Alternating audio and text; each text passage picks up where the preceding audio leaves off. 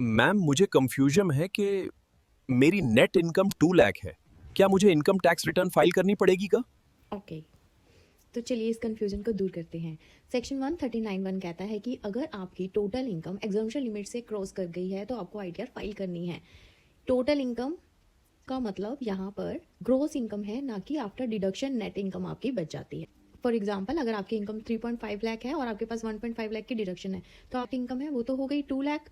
लेकिन यहाँ पर क्योंकि आपकी टोटल इनकम 3.5 लाख थी, जो कि एग्जाम्पशन लिमिट 2.5 लाख से एक्सीड कर गई, तो आपको आईटीआर फाइल मस्ट करनी पड़ेगी। इसके अलावा 12AB में कुछ ट्रांजेक्शन्स बताई गई हैं, अगर वो आपने फाइनेंशियल ईयर में की हैं तब भी आपको आईटीआर फाइल करना मस्ट है। एंड ट्रांजेक्शन्स हैं, अगर आपने करंट अकाउंट में 1 करोड़ से अबव का डिपॉजिट करवाया है, तो आपकी सेल या टर्नओवर है वो 60 लाख से अबव है। अगर प्रोफेशनल है देन रिसीट 10 लाख से अबव है। इलेक्ट्रिसिटी बिल अगर आपने 1 लाख से ज़्यादा का अमाउंट पे किया है, फॉरेन ट्रेवल किया है और अमाउंट 2 लाख से ज़्यादा का स्पेंड किया है, टीसीएस एंड टीडीएस आपका 25,000 से ज़्यादा का डिडक्ट हुआ है, चाहे आपकी इनकम एग्जाम्पशन लिमिट से नीचे है, फिर भी आपको आईटीआर फाइल करनी है।